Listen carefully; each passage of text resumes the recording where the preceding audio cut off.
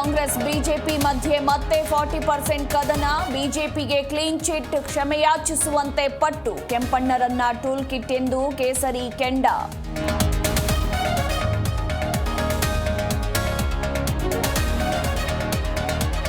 ತಾರಕಕ್ಕೇರಿದ CM 50 ಕೋಟಿ offer war. ಪ್ರಯತ್ನ ಮಾಡಿ ಸೋತ್ರು ಎಂದ ಸಿದ್ದರಾಮಯ್ಯ. ತಾಕತ್ತಿದ್ರೆ ಇಡಿ ತನಿಖೆ ಮಾಡಿಸಲೆಂದು ಅಶೋಕ್ ಸವಾಲ್.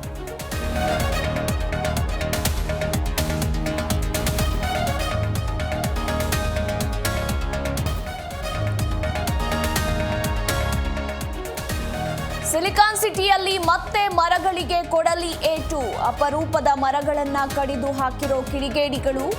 ಹಲಸೂರು ರಾಮಕೃಷ್ಣ ಆಶ್ರಮದಲ್ಲಿ ಘಟನೆ.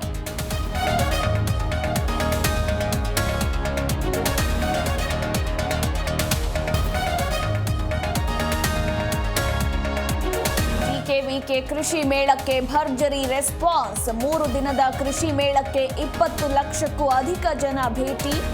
ಗಮನ ಸೆಳೆದ ಡ್ರೈವರ್ ಇಲ್ಲದೆಯೇ ಓಡುವ ಟ್ರ್ಯಾಕ್ಟರ್.